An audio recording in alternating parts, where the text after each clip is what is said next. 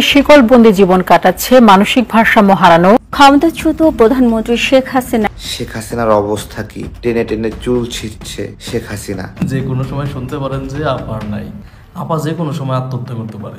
এই পাগল যে কোনো সময়। আর আজকে যে ঘটনাটা ঘটছে আজকে, তো সর্বশেষ পাওয়া তথ্য অনুযায়ী এই মুহূর্তে বাসাতেই কেউ গোপনে তার চিকিৎসা নিচ্ছেন পরিবারের পক্ষ থেকে, বা তার যারা শুভাকাঙ্ক্ষী আছেন তারা মনে করছেন যে এই মুহূর্তে তাকে বাসাতে ট্রিটমেন্ট নেওয়া দরকার। হাসপাতালে ভর্তি করলে বিষয়টা জানাজানি হয়ে যাবে। বাংলাদেশের ইতিহাসে একটি ঐতিহাসিক ঘটনা সম্পাদিত হয়েছে। আমাদের বৈষম্য বিরোধী আন্দোলনের শিক্ষার্থী নেতৃবৃন্দরা একটি সুন্দরতম যে বিরল দৃশ্য শেখ হাসিনা গতকালকে দেখছেন, এটা দেখার পর আওয়ামী লীগেরও বহুত নেতাকর্মীর ঘুম নাই যে দেখো ঘটনাটা কি। শেখ হাসিনা কি কোনোদিন এমন দৃশ্য কল্পনা করেছেন? শেখ হাসিনা কোনোদিন এমনটা কল্পনা করেননি। এই ধরনের ঘটনা প্রায় হওয়া উচিত, কিন্তু আমরা এখানে দেখতে পাই না। সেটা কি? এর আগে আওয়ামী লীগকে নির্বাচনে আসতে দেওয়া হবে না। বিএনপি কেন, ডাবল বিএনপি আসলেও আওয়ামী লীগকে নির্বাচনে আসতে দেওয়া হবে না। আপনারা পারবেন না আওয়ামী লীগকে নির্বাচনে নিয়ে আসতে। Case close. ভারতের বিতর্কিত শীর্ষ শিল্পপতি গৌতম আদানি আবারও ধরা খেয়েছে। এবার খুব ভালো মতনই ধরা খেয়েছে মার্কিন যুক্তরাষ্ট্রের একটি আদালত। মাত্র একদিনে গৌতম আদানির লোকসান। আসসালামু আলাইকুম দর্শক, আজকে এই ভিডিওতে আপনাকে স্বাগতম। প্রিয় দর্শক, বর্তমানে বাংলাদেশের অবস্থা এবং রাজনৈতিক শৃঙ্খলা কি, তারই আলোকে আপনাদের সামনে বেশ কিছু গুরুত্বপূর্ণ ভিডিও নিয়ে হাজির হয়েছি।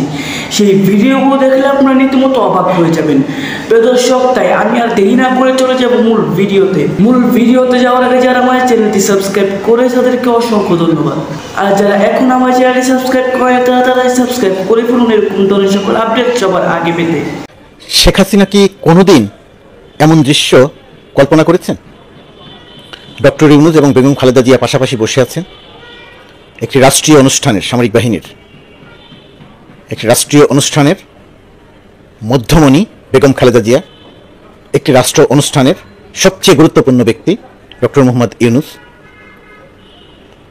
শেখ হাসিনা কোনোদিন এমনটা কল্পনা করেননি।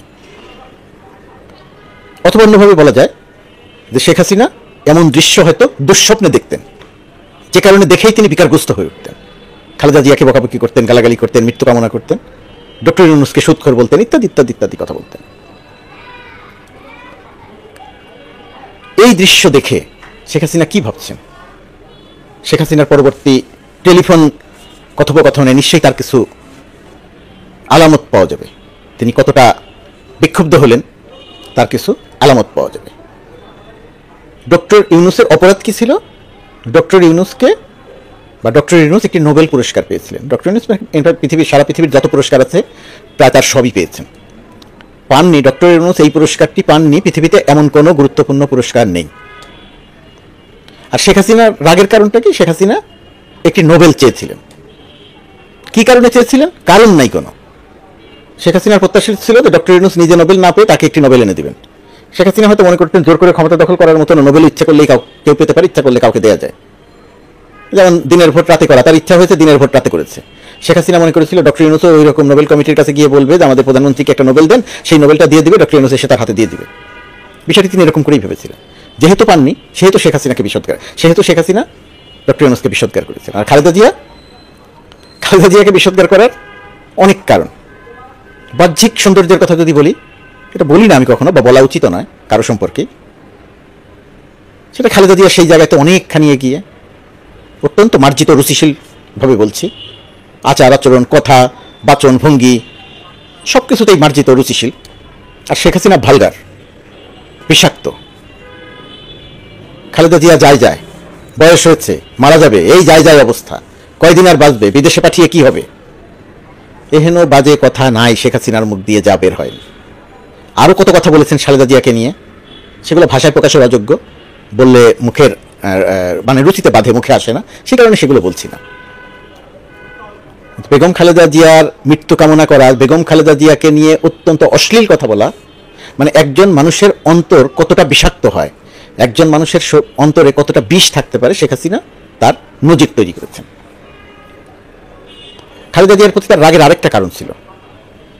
ধরুন, নির্বাচন যদি একটি জনপ্রিয়তার যাচাইয়ের মাপকাঠি হয়, সেই নির্বাচনের জায়গাতে খালেদা জিয়া শেখ হাসিনার চেয়ে বহু গুণ এগিয়েছিল। শুধু শেখ হাসিনার, বাংলাদেশের সব নেতার চেয়ে এগিয়েছিল। খালেদা জিয়ার তার প্রমাণ কি? তার প্রমাণ, খালেদা জিয়া ঢাকা থেকে নির্বাচন করেছেন, মানুষ তাকে বিপুলভাবে বিজয়ী করেছে। খালেদা জিয়া ফেনী থেকে নির্বাচন করেছেন, মানুষ তাকে বিপুলভাবে বিজয়ী করেছে। খালেদা জিয়া বগুড়া থেকে নির্বাচন করেছেন, মানুষ তাকে বিপুলভাবে বিজয়ী করেছে। যতগুলো নির্বাচনে মানুষ ভোট দিতে পেরেছে তার সবকটি নির্বাচনে বেগম খালেদা জিয়া 5টি করে আসন থেকে বিজয়ী হয়েছেন এবং বিপুল ভোটে বিজয়ী হয়েছেন। আর শেখ হাসিনার ক্ষেত্রে কি ঘটেছে?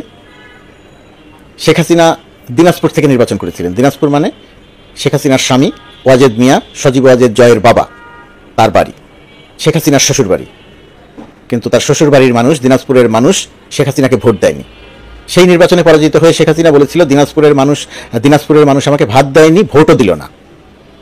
তার মানে ওয়াজেদ মিয়া শেখ হাসিনাকে ভাত দেয়নি, এই অভিযোগ তিনি প্রকাশ্যে করেছেন। জয়ের বাবা তার মাকে ভাত দেয়নি, এই অভিযোগ শেখ হাসিনা প্রকাশ্যে করেছে। ঢাকা 7 আসন থেকে নির্বাচন করেছিল শেখ হাসিনা। সাদেক হোসেন খোকা সেই সময়ের তরুণ এবং সেই সময়ের অল্প বয়সী এবং কম পরিচিত নেতা। সাদেক হোসেন খোকার কাছে 27-28 হাজার ভোটে তিনি পরাজিত হয়েছিলেন। সাদেক হোসেন খোকার রাজনীতির টার্নিং পয়েন্ট শেখ হাসিনাকে পরাজিত করা। তারপর থেকে আর কখনো সাদেক হোসেন খোকাকে পেছন ফিরে তাকাতে হয়নি, তিনি সামনের দিকে এগিয়ে গেছেন। বিএনপির অন্যতম গুরুত্বপূর্ণ নেতায় পরিণত হয়েছেন। হিন্দু অধ্যুষিত এলাকার মানুষ শেখ হাসিনাকে ভোট দেয়নি, ভোট দিয়েছিল সাদেক হোসেন খোকাকে। শেখ হাসিনা ঢাকা 10 থেকে নির্বাচন করেছিলেন। এই আসনটিকে বলা হতো শেখ মুজিবের আসন। সেই শেখ মুজিবের আসন থেকে শেখ হাসিনা নির্বাচন করে মেজর মান্নানের কাছে পরাজিত হয়েছিলেন। মেজর মান্নান তখন রাজনীতির খুবই অপরিচিত, তার কাছে পরাজিত হয়েছিলেন। শেখ হাসিনার জনপ্রিয়তার আর খালেদা জিয়ার জনপ্রিয়তার, শেখ হাসিনার কে মানুষের অপছন্দ আর খালেদা জিয়া কতটা পছন্দ, তার এই জায়গাতে তার প্রমাণ পাওয়া যায়, তার একটা প্রমাণ। সেই কারণেও খালেদা জিয়ার উপরে শেখ হাসিনার ভয়াবহ রকমের রাগ ছিল। আর এবার যেটা হয়েছে, ছাত্র জনতা অভ্যুত্থান করেছে, রক্ত দিয়েছে, নেপথ্যে বিএনপিও ছিল। সেই রক্ত দিয়ে শেখ হাসিনা, ছাত্র জনতা রক্ত দিয়েছে, শেখ হাসিনা রক্ত নিয়েছে। 1,500-এর বেশি মানুষকে হত্যা করে, ছাত্র জনতাকে হত্যা করে শেখ হাসিনা পালিয়েছে। বিএনপির সঙ্গে ছাত্রদের, বিএনপির সঙ্গে শিক্ষার্থীদের, বিএনপির সঙ্গে বৈষম্য বিরোধী ছাত্র আন্দোলনের মত হতে পারে, দ্বিমত হতে পারে, তর্ক হতে পারে, বিতর্ক হতে পারে, কিন্তু কেউ যেন এই কথা ভুলে না যায় যে তাদের রক্তের বিনিময়ে বেগম খালেদা জিয়া মুক্ত হয়েছেন। বিএনপির অনেকে মারা গেছেন, শহীদ হয়েছেন, ছাত্রদলের শহীদ হয়েছেন, কিন্তু ভুলে গেলে চলবে যাদের নেতৃত্বে ছিলেন বৈষম্য বিরোধী ছাত্র আন্দোলনের তরুণ নেতারা।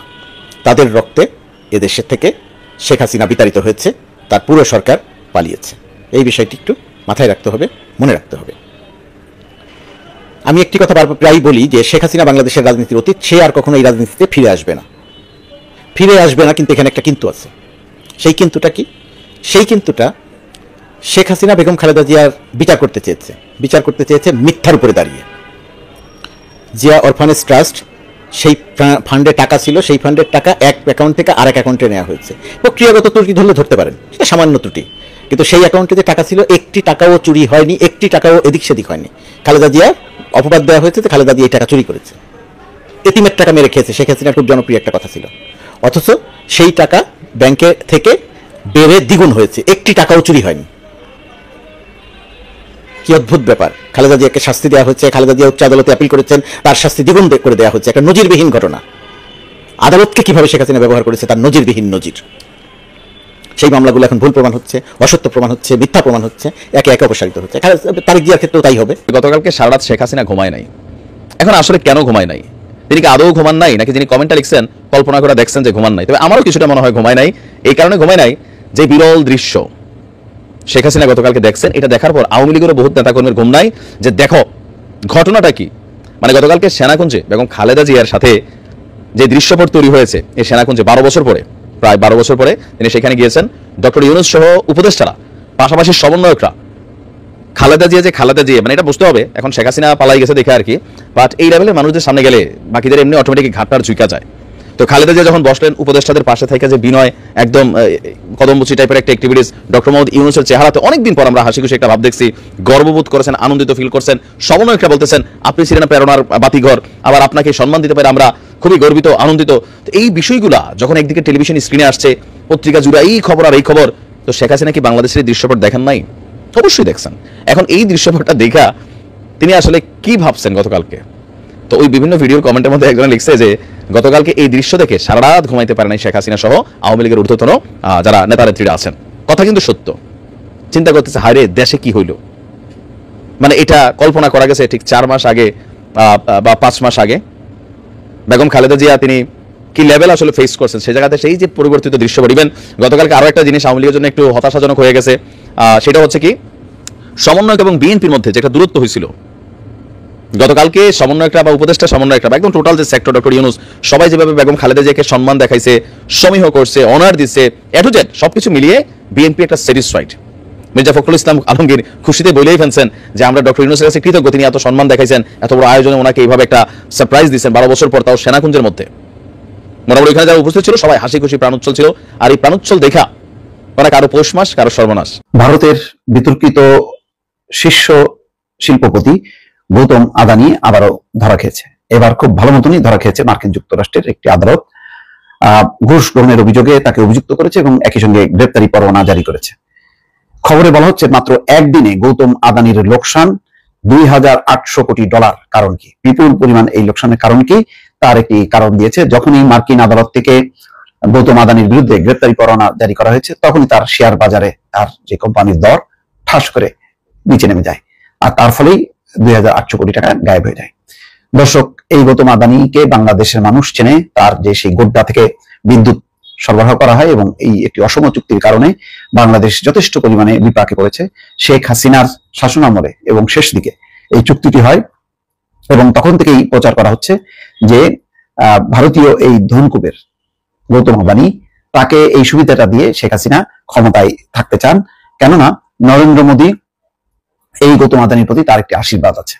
ফলে সম্ভবত ধারণা করা হয় যে নরেন্দ্র মোদীর অনুরোধে শেখ হাসিনা গৌতম আদানিকে এই বিদ্যুৎ পাওয়ার প্ল্যান্টটি দেয়, যেটি ভারতে স্থাপিত, কিন্তু এর কয়লা কেনা, সরবরাহ এবং বিদ্যুতের যে রেট সব মিলিয়ে এটি এমন একটি অসম চুক্তি যে চুক্তিতে বাংলাদেশ এখন ধুঁকছে।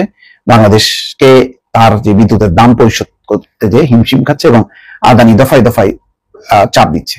এইরকম অবস্থা যখন চলছে, এটা যখন শুরু হয়নি এবং বাংলাদেশের উচ্চ আদালত থেকে গভর্নমেন্টকে শোকজ করা হয়েছে এই চুক্তি কেন বাতিল করা হবে না এবং এই চুক্তির ব্যাপারে তদন্ত কমিটি করতে বলেছে, ঠিক সেই সময় খবর আসলো যে মার্কিন যুক্তরাষ্ট্রের একটি আদালত গৌতম আদানির বিরুদ্ধে গ্রেপ্তারি পরোয়ানা জারি করেছে, সেখানে জালিয়াতি, ঘুষ গ্রহণ এসব কারণে। খবরে বলা হচ্ছে আবারও বিশ্ব গণমাধ্যমের খবরে ভারতীয় ধনকুবের গৌতম আদানি, তবে কোনো ভালো কারণে নয়। গতবারের মতো এবারও দুর্নীতির অভিযোগ তার বিরুদ্ধে। এর মধ্যে যুক্তরাষ্ট্রের একটি আদালত তাকে অভিযুক্ত করা হয়েছে, জারি করা হয়েছে গ্রেপ্তারি পরোয়ানা। এমন খবর আদানি গ্রুপের শেয়ারে বড় ধরনের দরপতন শুরু হয়েছে। মাত্র একদিনই ভারতীয় ব্যবসায়িক গোষ্ঠীটির $2,800 কোটি লোকসান হয়েছে। আদানির বিরুদ্ধে অভিযোগ কি $265 মিলিয়ন ঘুষ কেলেঙ্কারিতে জড়িত থাকার অভিযোগে যুক্তরাষ্ট্রের নিউ ইয়র্কের একটি আদালতে ভারতীয় আদানি গ্রুপের চেয়ারম্যান ও বিশ্বের অন্যতম ধনী ব্যক্তি গৌতম আদানিকে অভিযুক্ত করা হয়েছে। অভিযোগ দায়ের ছাড়াও তার বিরুদ্ধে গ্রেপ্তারি পরোয়ানা জারি করেছে মার্কিন আদালত। মার্কিন প্রসিকিউটরদের বরাতে এই তথ্য জানিয়েছে বার্তা সংস্থা রয়টার্স। কর্তৃপক্ষ জানিয়েছে আদানি গ্রিন এনার্জির জন্য সৌরশক্তি প্রকল্পের একটি কাজ পেতে গৌতম আদানি এবং অন্য 7 জন অভিযুক্ত ব্যক্তি ভারতীয় সরকারি কর্মকর্তাদের $25 কোটি বেশি ঘুষ দেন। এই প্রকল্প থেকে 20 বছরে তাদের $200 কোটি ফায়দা পাওয়া হওয়ার কথা ছিল।